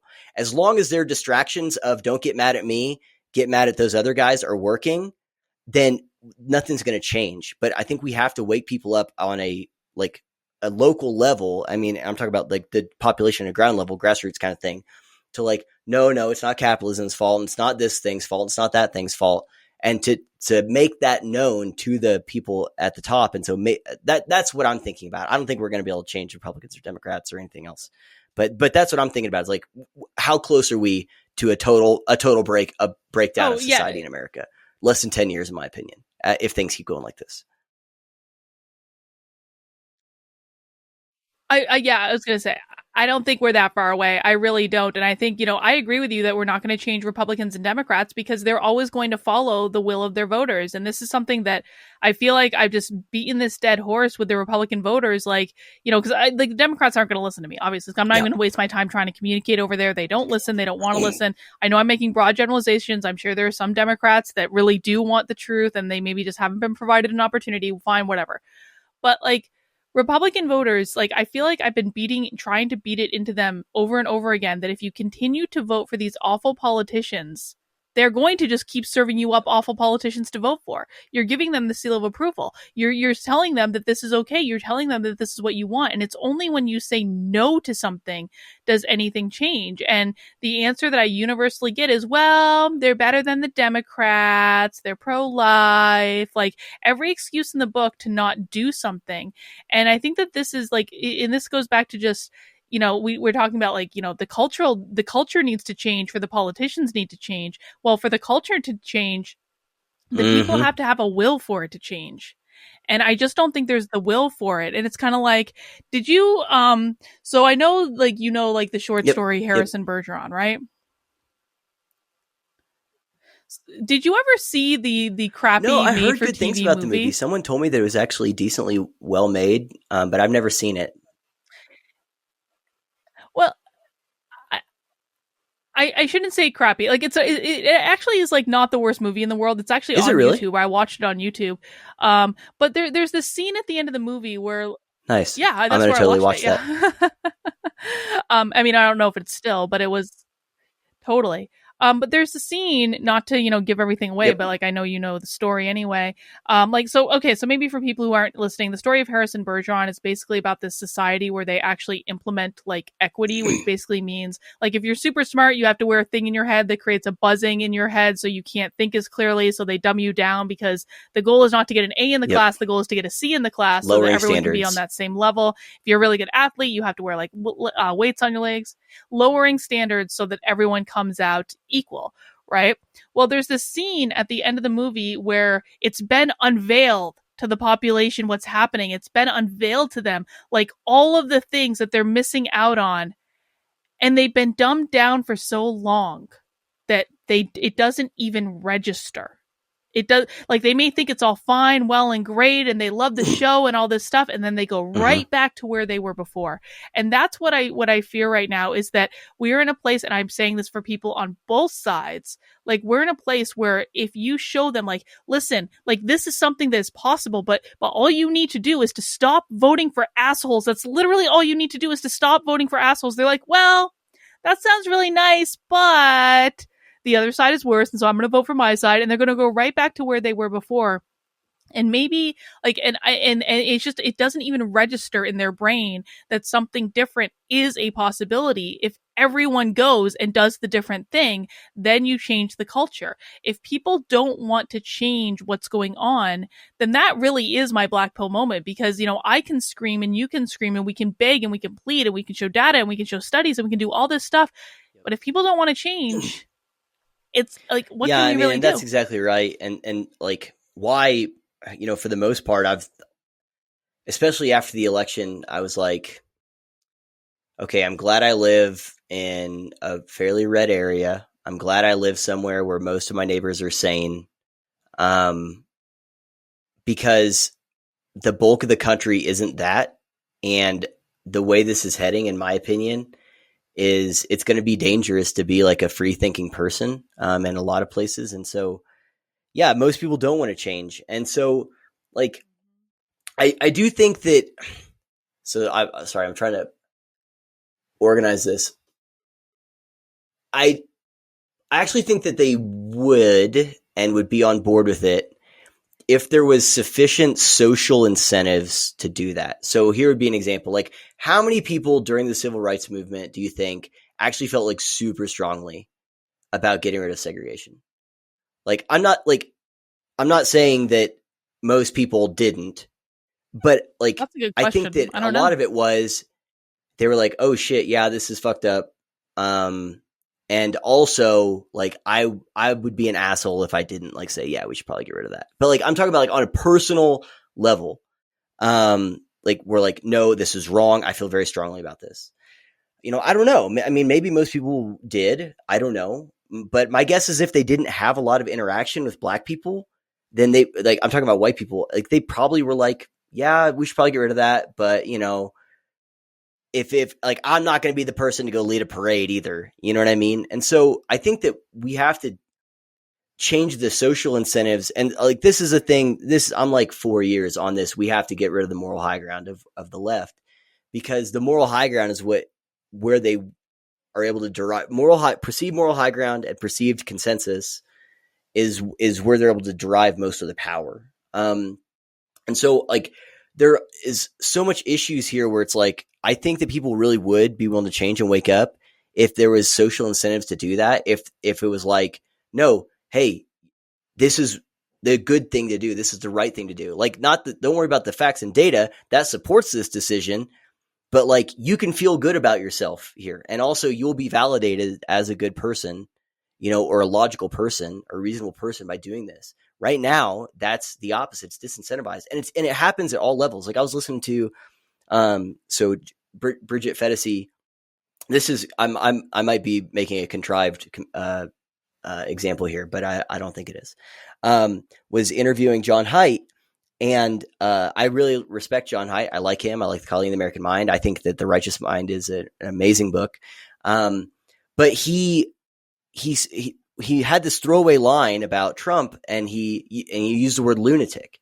You have this absolute lunatic in office, and I'm like, okay, so I agree with you on so many things, but like, you have a worldview, like a paradigm that like operating under, that the former president was a lunatic. And it's like, I don't think he's being hyperbolic. I think he really believed that. Like, it was like a Sam Harris kind of thing. I know that same thing happened. I think Christine Hoff Sommers, another person I really respect, kind of went off the deep end a little bit in terms of like, this guy is a menace and a threat to democracy. And you saw that in like the Harper's letter, right? So someone was talking about that Harper's letter where all those people on the left came out and wrote this thing, Noam Chomsky, about free speech. And my point was actually like, no, like, this is the good liberal equivalent of, changing your profile picture to a black square or something. Like, this is a thing they said so they could feel good about themselves of standing up for their principles. They didn't do anything. And they had a whole paragraph dedicated to the fact that Trump and the right was a threat to democracy. And so it's like, well, what? Okay, hold on. The people you are supposedly criticizing believe that this guy's a threat to democracy. So you just validated the underlying motivation for them to be doing all the shit they're doing. And if you actually think this is true, like, why do you think it's a bad thing for them to be like censoring those who would like agree with this lunatic threat to democracy? Like, you should want to get rid of those people. And so my point is that we have these things where it's like, okay, if we can have, yes, people are fundamentally lazy, but they do go with the tide, like where the tide is going. They go with the flow, whatever the zeitgeist is, most times. And so if like there's this book that I read about the Third Reich, and it was called When a Nation Forgets God. And it was all about how Hitler incrementally changed the culture of Nazi Germany. And one of the things, it's the chapters in there, as either chapter or one of the sentences, it's always stuck with me, is the author said, what is legal is often presumed to be moral. And another way of saying like what's legal is like this is a normalized thing. And so whatever that is presumed to be moral. And so people will stick with it. So we have to change the culture where the things that are like presumed to be moral, presumed to be good, or whatever that we know are actually bankrupt, are like treated as such. Like right now, if you stand up for what's right, you're called a bigot. All of these, this is all moral. All of it's morally rooted. None of it's rooted in facts. And so like we have to change the social incentives, but part of that is also changing some of the intellectual class that's influencing people. Like John Haidt's an influential guy. I like him. To understand it's like, no. There are some things you have unlearned, but you have to unlearn all of this in terms of understanding all of the dynamics here. And as long as we have certain things, like again, going back to like validation and legitimizing people's grievances, as long as there is like a radioactivity around, and it's on both sides, by the way, like there are people, conservatives, I know that if I say, hey, Bernie Sanders isn't wrong about this problem, his answers just suck, they would be like, well, what do you want? Communism? Like, no, did you hear what I said? And so, and it's the same thing on the left where it's like, hey, no, right. First off, Trump wasn't a lunatic. He wasn't a Nazi or anything. But also the MAGA thing has valid grievances about stuff that's going on. It's like, whoa, what are you, some kind of insurrectionist, racist, whatever thing? So we have to address that. And it's not just the politicians, but it's these intellectuals on the left and on the right who have these paradigms here too, where nuances, they're an anathema to them.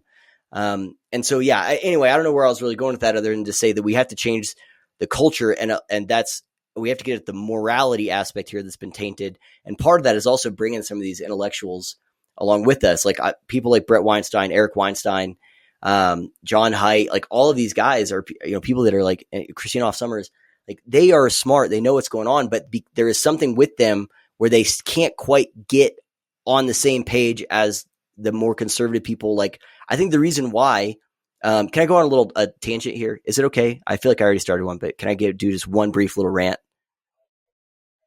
I think one of the reasons why, good. Go for why it. Brett, because I just got to get this out here. I feel like I have these, I'm like screaming into an abyss sometimes. But one of the reasons why Brett didn't join locals or something like that, was because out of spite for like Dave. I really think that. I don't know if that's right, but like, I have no other explanation. I think so. And what really? I mean is that someone like Brett still can't see that like Trump was not a lunatic. And so I think that I really think that there's no other explanation in my mind. And I've seen, and I don't know if you saw, like I got retweeted by Eric 2 weeks ago Brett or Dave responded to Brett, and I like did some type of reply that I also tagged Eric in, and Dave liked it. And so then Eric was, but my point was, because Brett was doing this thing where he was like, so listen, so I'm going to tell you all this. And then like, these are the things where I'm like, fucking, why don't people listen? This is so dumb. So Brett was trying to plead with like Jack or, Team YouTube about this ivermectin stuff. And Eric has done the same thing before. And so I replied, I said, I don't know if these, like attempts by you, and I tagged Eric, and Eric at like trying to appeal to people that clearly don't give a shit about you are like genuine, like naive attempts to reason with them. Or if you're, and to your credit, I didn't say it, but like, or if you're trying to just get the receipts to show that you tried, right? Which is also a reasonable thing. It's like, maybe you're just want to have it out there where it's full record, you tried. And I said, I don't know which one it is. I said, but you need a plan B, bro. And like, that's what I was saying. This is a couple weeks ago, and that was the thing that Dave liked. And so Eric retweets me and he's like, oh, I'm not going to stop trying. Like, people are, because he was going on the ivermectin thing. Like, if people are dying because of these guys, like, I'm not going to stop trying to reach out to them. And I'm like, fair enough, but you still have to do other things. Like, you have to come up with alternatives here. Like, they don't care about you. They don't. The reason why this is so brazen, if they cared, it wouldn't be so brazen. And when they got caught, they'd be like, oh shit, and try to come up with excuses. They don't have to, because they don't care. And so that was the point I was making then. And then whenever, like, and again, I'm talking about like these people who I respect and who I think understand a lot of things. Like, I think Eric and Brett are both like super geniuses. Heather too. And like, they're like super influential to me. But there's something that they don't understand. And this is what I'm trying to get at. Okay, I'm trying to marry. Like, they need to understand this other thing too. Is that, so then whenever, what's his name? John McAfee died. So Eric freaks out because of what happened to John. Understandably so. It's like, yeah, no, like, there is some fucked up thing out there. And I think what I tweeted was, I'm like, I don't know. He didn't. John McAfee did not kill himself. And I was like, this is not... Whatever is running the country, whatever is running the institutions, like, it's not just as simple as like the woke. Like, there's something else to it. But Eric, he's like, he does this whole thread where he's like, I'm not fucking around anymore, like da-da-da-da thing. And I was like, I hope he's right. And so then the next day he does this whole thing of where he like tags, I don't know, 30 people, 40 people maybe. And he's like, it's time to put aside petty differences, whatever, we've got to get this figured out. Okay. And so he tags everyone from like, Sam Harris, Dave Rubin, like all people all over the place, right? All over the spectrum here. And so here's the point that I'm trying to make. And so what like Nassim Taleb, like, again, people who are super smart. I mean, Bridget was tagged, like, he was saying, hey, we got to get together and figure this out. And so like, I retweeted and I did this whole thread. And what I said was, look, I hope this works. But the problem is put aside your grievances and work together only works in a context where people understand the nature of the problem and understand the threat. And the problem with this list is you've got a lot of people on here who don't understand that, who do not see the nature of the problem. And so they're going to go, what the fuck, what is going on here? I don't see what the big deal is. And then the other thing I said was, I'm like, and they're also going to say, why did you tag me with this person, or why, like, I will never associate with this person, like, get out of here, because they don't see it as being worthwhile to put aside those things. And I said, the problem is in the other people on the list, which is the minority on the list, is there are people who are going to go, I've been doing this, dude. Like, welcome to the party, pal, but I'm already doing this. I already understand the nature of this. So this is like if a general gets some soldiers who don't even think an enemy exists and put them in a room with people who've been in the trenches for years and say, hey, you guys got to sort this shit out and get to work. Like, some people are going to go, what's the problem? And the other people are going to go, fuck you, man. I've been doing this for a while. Like, you come join me. And so, and I'm like, but I said, that was the IDW. That's what happened. And so, like, Trump broke all of their brains. And so some people understood and some people said, no, I'm out. I don't want to be associated with this. And what happens the next fucking day? Nassim Taleb retweets Eric and says, why did you tag me with Ben Shapiro? I would never work with that charlatan. And it's like, this is what I'm saying. Like, there is this whole intellectual class that's like, they don't get it. They don't get it. They want so desperately to cling to that social identity of, I'm a good leftist. I am a good person. this is the side that's always been good. And so they don't want to work with anyone conservative or like not on any substantive level. They don't understand the problem, or they don't care enough about the problem, or they understand one part of it and they're grabbing the leg of the elephant and they don't understand this other thing over here. And so it makes it difficult to actually get anything done. But all of that, that tangent just pissed me off because I hate when I'm right about these things. I'm like, Nassim Taleb, ultra genius, Eric Weinstein, ultra genius. And I'm like, okay, why my dumb ass saw something that you, anyway, but those are the people that we also have to influence to help change that thing there. Well, you know, the morality I think is my point. So it's not just the politicians, it's the influencers. Well, I'm gonna push back on this. I don't think we need the influencers to fix this, because like when you were saying that, and I agree with 100% of what you just said, like I remember seeing that list and I kind of like rolled my eyes. I was like, all right, like this is going to go real well. But like the other thing is I'm sorry, but the absolute hubris of Eric Weinstein. And I like, to be honest, like I don't think either way about Eric Weinstein or Brett or any of these, because I honestly like I don't really listen to this stuff like in my real life because I'm just too busy doing other stuff to listen to content all effing day.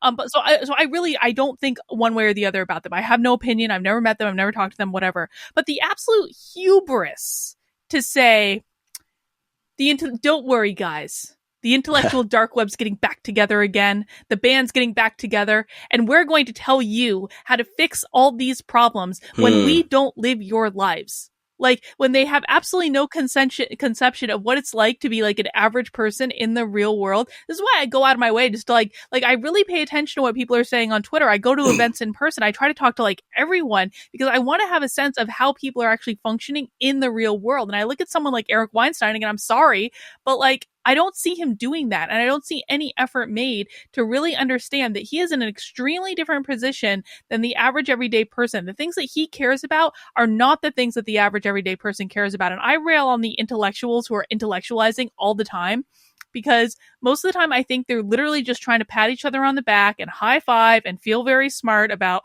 you know, some obscure study that they found or some obscure point or something that they've been working out for years. And that's all fine, well and good. There is a place for all of that.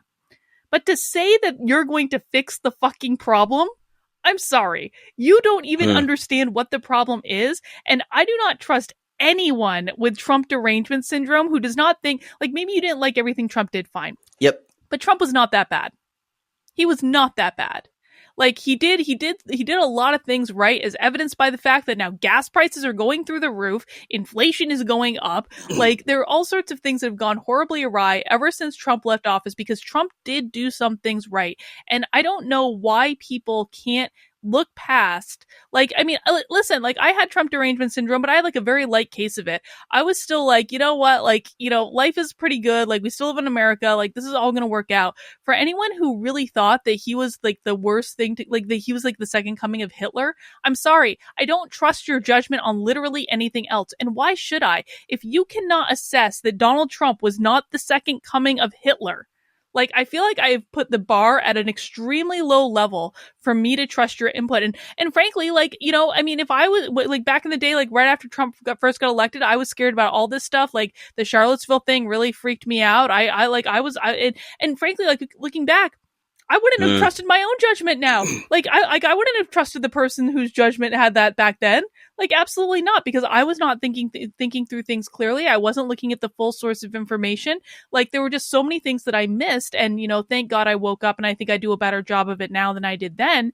But why on earth would I trust anyone who can't see that past that basic fact, and much less a group of them that are so out of touch with what is going on in the real world? It's ridiculous. They ain't fixing anything. Like, I trust Dave Rubin every single day of the week to actually make progress on fixing problems, because he's actually doing stuff, and he's like listening to people in the real world, and he's interacting with people in the real world. I think that he has a much better sense of it than someone like Eric Weinstein.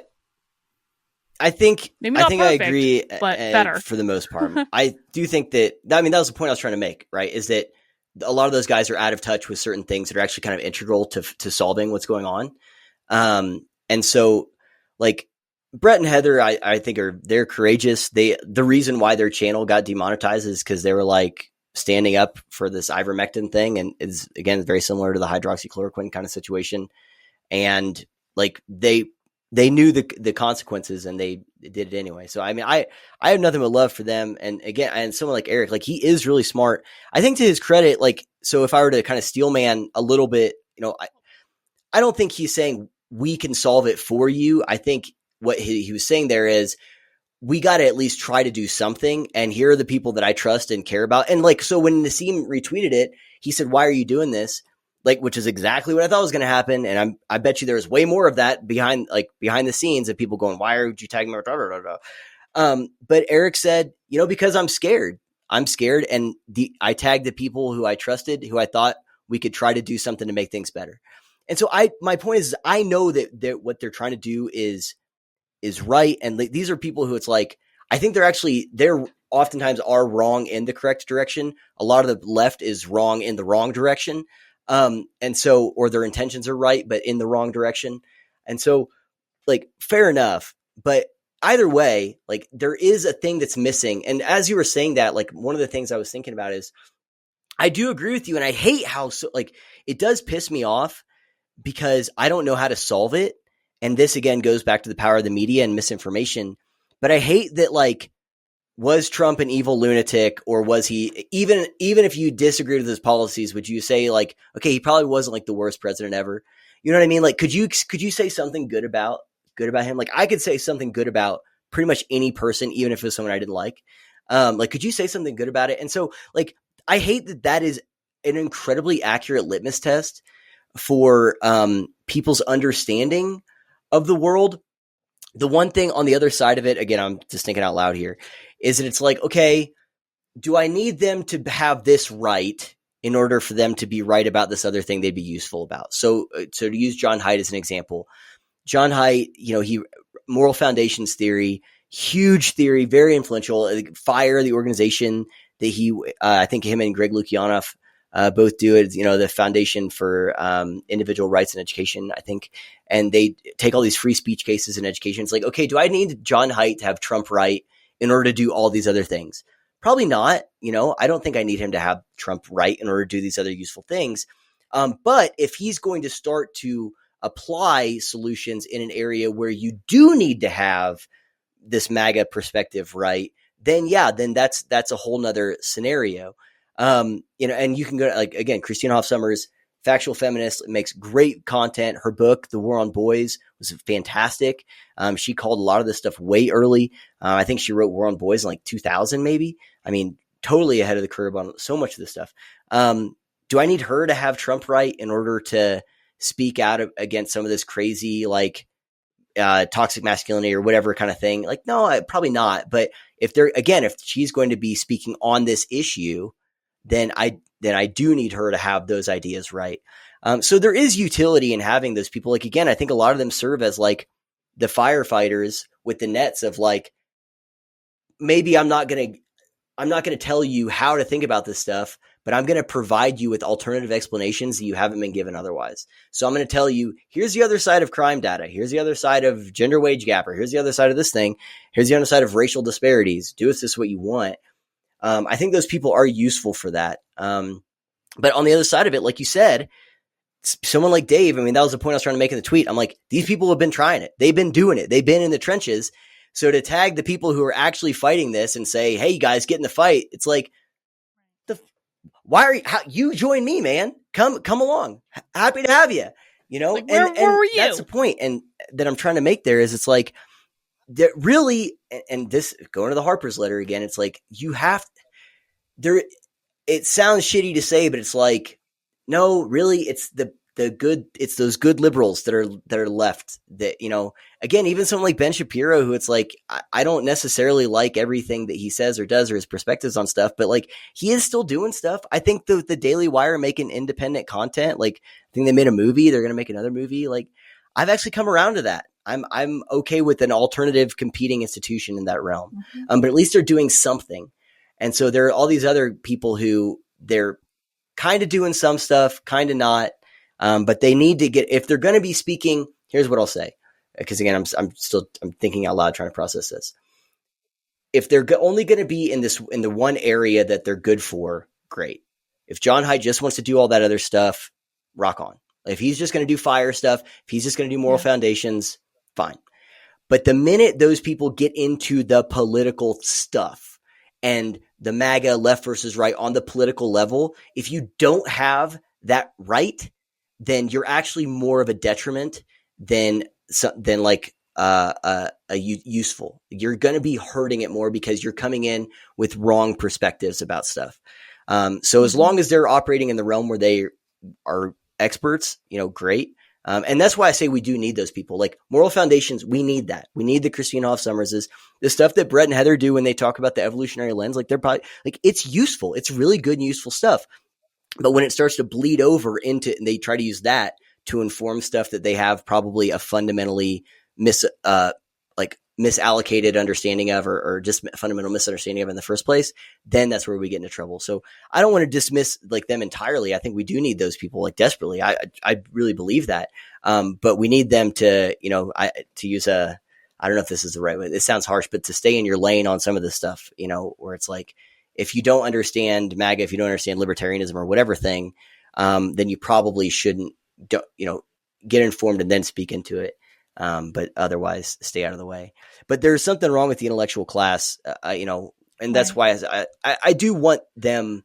Like, would I rather have? Here's the last. I'll throw the question back to you. Would you rather have someone like an Eric Weinstein, a Brett and Heather, or whatever, doing nothing, or would you rather have them in the game and like trying to at least understand? Because even if they don't have the right perspectives on everything, like they're going to be right or wrong in the right direction in terms of the stuff that we're generally trying to accomplish. So it's like, that's the way I think about it. Like, would you rather at least have them in the game? Well, but are they? Well, this is a good question, because I think that comes with an assumption that they're going to be wrong in the right direction, because I think we're leaving a third option out. They could be out of the game.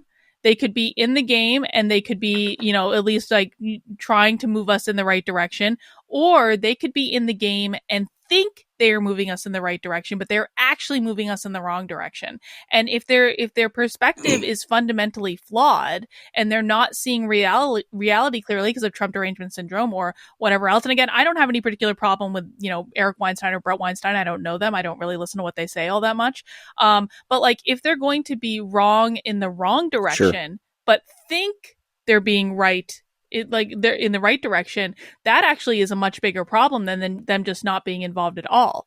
And so I think of course, like I think that as many people need to be in the fight as want to be in the fight. And so of course I would love to say, like, all these really smart people with all these great resources, yeah, awesome, hell yes to having them on the team. However, if they're going to move inadvertently move things in the wrong direction because of their lack of understanding of the situation, then it's almost like, okay, maybe you sit on the side just for this round. You sit on the side and you watch the adults play, and maybe we can get you in the next round. I just thought of, like, I think is a good example of the three different scenarios you laid out. And I agree with you. So the asterisk to what I just said is, the people I'm talking about, I'm assuming that they're actually going to be moving in the right direction, even if it's not like perfect or how I'd conceptualize it. But so here's three. So let's do right in the wrong direction, wrong or in the wrong direction, and right in the right direction. Okay, at least as I put it. So this is all opinions. This is my opinion. So Jesse Singal, James Lindsay, and Brett Weinstein all sit down for one of Brett's like little fireside chats before the election to talk about how they're going to vote. Jesse Singal, he doesn't like a lot of the woke stuff. He doesn't. So he's good. He's good on some things. Says, I'm voting for Joe Biden because I think that this is how we actually fight the far left, by keeping the thing that's inflaming them in power. Then it's only going to get worse. And so we need to bring this moderate back in.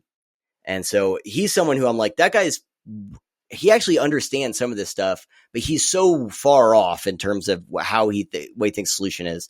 That's someone who's like, no, I don't want you in the game, to be honest.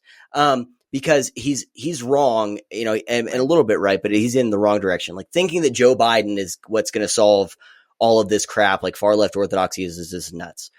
So then you have Brett. So Brett he did this thing that he called Unity 2020, where he said, we have to fuck the duopoly. we have to have, so let's do a thing where we do literally a draft. Let's draft a politician from the left and one from the right to run together. And it's going to be a coin flip for who's going to be president, who's going to be vice president. And they're going to run. And then the agreement is they're going to make decisions as a team. And that after 4 years, they will switch. So whenever they run for re-election, vice president is president, president is vice president. And that way, he said, we would have up to 16 years of an alternative so that the left and right can get their shit together. And so it's called like the Unity 2020 movement, whatever. Now, I don't think that idea works. I think it doesn't work practically, but it is at least right in the wrong in the right direction. And what it does, and so where I'm saying there's a lot of utility with these, with the people in the space that I'm talking about, is that one of the most, if you were to drill down to like the thing, going back to something I mentioned earlier, is it's like, do you accept what you're being told, or do you ask questions? Do you say, no, something's up here, something isn't right, and we need to figure this out? And I think that we have like, so that example of that Unity 2020, I think is at least putting the idea in people's minds of like, no, we don't have to accept the status quo. It's fucked. We need to do something about it. Maybe my idea isn't the right idea. I don't know, but let's try something and at least start getting people to question this thing that we're all under. So that's something where I'm like, no, like, even if I don't think that Unity 2020 is going to work, I like the idea of waking more people up to like, yeah, no, we shouldn't have to accept this. We should try to figure something out. And at least it gets some people brainstorming like, well, maybe I don't think that, but maybe this will work. You know, and all of those are things that challenge the status quo in a good way. I'm cool with it. And then James was like, no, Biden is not the room. Trump, you might not like, I don't like everything about him, but at least he's some kind of bulwark against this, if only temporarily. And that's what we need. Like, we need to buy time. He'll at least buy us time to try and recapture some institutions. Biden would only make it worse. It would be a top-down infection of our institutions, including our military and stuff. So no. I'm going to vote for Trump because like, it's not about him. It's actually about this other thing. So James was right in the right direction, in my opinion. And so that would be the examples of, so someone like Jesse, who is like, okay, yeah, you might be right about this stuff, but if you still think Biden is the answer, then you actually don't get it, you know? And Brett couldn't bring himself to vote for Trump, but he's like, we got to do something because this doesn't work. And James is like, no, I understand this. And again, this is all based on it, you know, I disagree. I kind of agree, and I fully agree, you know, with these people. So it's just my subjective opinion. But what my point is that I want Brett and James in the game because Brett might be wrong, but he's wrong in the right direction. So that's the asterisk. It's the assumption that I'm making there whenever I'm talking about these people. Yeah. No, I completely agree with what you just said. And I liked Brett's idea a lot. I think it's always good to look at like, how can we break out of this system? Because I think that that's important. What I really would have liked is for him to put the idea out there and then plug his nose and vote for Trump in the voting booth, even if he didn't tell anyone what he was doing. You don't have to announce it on social media or anything, but at least like then, like obviously the unity thing didn't work out. But like he could have still salvaged it to be like, okay, this is like still the lesser of two evils. And I'm somewhat doubtful. No, he wrote in Tulsi. He wrote in Tulsi. But anyway, Truman, I gotta go. That was when they drafted the candidates. It was Dan Crenshaw and Tulsi Gabbard were the people like, who people wanted, and I was like, that's a solid ticket. I would vote for Dan Crenshaw and Tulsi Gabbard, I think. Oh yeah. So. I think I probably would have too, and it was a shame that they got banned off of all social media for daring to suggest a subversive idea. But it is what it is. But well, Truman, I got to get some dinner. So do you want to do some final thoughts and we wrap up our first inaugural episode of Unscrewed, where we basically talked about everything that was wrong and have no solutions yet to fix it? But that's okay because we'll be doing a podcast every couple of weeks to try to come up with solutions to fix it. Go for it. Yeah, I'll add something. You go first. I got you. Yeah. I mean, my final thoughts are right now, honestly, like I'm very black-pilled, but you know, the fighter in me won't give up that, you know, at least maybe there is no chance of changing any of this. Maybe we are on the long, slow descent into socialism and we should just prepare for the idea and enjoy the free stuff we're going to get for a while until inflation eventually kills us all. I mean, I wouldn't mind having my student loans paid off, I have to say. And, you know, so maybe there is literally nothing we can do about this. And I'm increasingly coming to that decision that I just don't think if the will of the people is there, that it's kind of like, all right, well, we can just like, we can play pretend for a little while. But I still like, I at least wouldn't be able to live with myself if I just gave up entirely and kind of retreated into a cocoon. Like, I feel like at least if we're going to, if, at least if we're in decline, like, I'm going to try to fight in the way that I can best do it. And, you know, I don't think that either of the two parties are the answer. I think that something is going to have to change, and I think it's going to have to be something big. And I mean, it's not even just one thing. There are a lot of things that need to change. And, you know, I think that a lot of people are asleep at the wheel. And so I don't have a lot of hope right now, but I think that the thing that I'm going to give myself to at least have something is that we can at least speak out and speak our minds and try and, you know, try to have a nuanced view of this. I think that people with nuanced views of this situation are just few and far between that are actually connected to reality. And I think that that's important. And, you know, who knows, maybe if people are speaking out with more nuanced views, maybe more people will come to the party. And you know, we didn't even get into the outrage addiction that I see this time, but maybe we can talk about that next time. There's just so much, and it's, you know, I think this for me is about doing something, because I would go crazy if I was doing nothing. Get out of my head, right? I mean, that's exactly how I feel about all this. And you know, I mean, I wouldn't be able to live with myself, you know, if I didn't. And also, I more and more I quote, you know, that line at the end of Seven when Morgan Freeman says, you know, Ernest Hemingway once wrote, "The world is a fine place and worth fighting for." I agree with the second part. You know, it's worth fighting for. It doesn't matter if it's a fine place. It's all we have. And so, like, you know, that's the point of what we're trying to do here. You know, I was sifting. I've got so many freaking Post-it notes over here to find whenever we chatted. And like, just of like what we were trying to do with this, of just like bouncing ideas off each other, refine ideas, and just try to think through a lot of these like overwhelming problems that we're dealing with, and hopefully bring people along with us as we're thinking about this stuff out loud. I mean, hopefully it's obvious. It's like, yeah, no, we're just trying to figure this out, but something is better than nothing. Especially if, you know, if this train's going off the tracks, you know, yeah, maybe we can't do anything to stop it, but at least we should try to stop it, you know, because we might be, either way, you're doomed, you know, so at least you try. Because that could at least maybe end up working. So that's what we're trying to do here. I am not optimistic, but at the same time, most of my pessimism is on a macro level also, where it's like, I think there's going to be people that are building arcs right now and that are going to weather the storm just fine. I think there are people who are going to be in rural areas who built a thing where they're sustaining themselves, and that they're not like, it's like, okay, yeah, Portland can go to shit, you know, all this other stuff. Like, I don't need the government. I don't need this thing. So whatever. But that's just another way. I mean, that's like, you're the last person, you know, to drown, you know, after the Titanic sinks then, you know, because something's going to come for you eventually. But hopefully if there's enough of us that can weather the storm or maybe even turn the tide, then we don't have to, you know, accept the defeat at all. So I don't know. I'm not optimistic either, but I am at least optimistic that the fact that it's not guaranteed that we lose. How about I put it that way? It's not a certainty that we lose. It seems like we're going to lose for sure, right? But it's not a certainty. If I thought it was a certainty, then I would probably be like, "Hey, honey, let's go homesteading in the mountains, because it doesn't matter. Like, let's go. We're just going to go find some land and build a cabin, because what's the point otherwise?"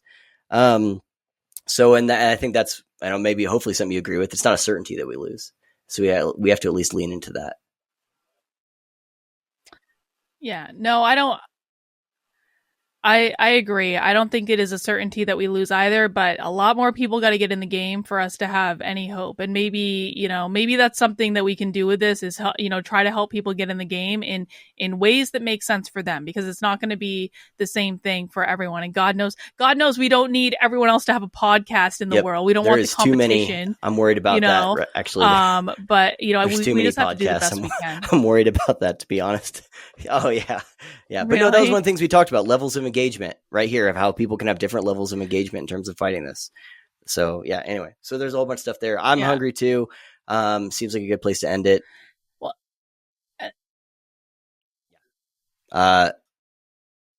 All right. Well, I guess we're going to be doing this podcast every couple of weeks. I guess we're going to I'm going to put it up in my locals I community. Are will you going to put it up in indeed. your locals Which, hey, community? what's the name of your locals community again there, That's the Carlin? plan. I'm going to try to get us on all major podcast platforms. My name and my URL for my locals community is kb.locals.com. It is just Carlin Borisenko. Truman, what is the name of your I'm so locals thankful that community you and the asked. URL? It is returntoreason.locals.com. And do you have a Twitter by chance? Do you have one of those?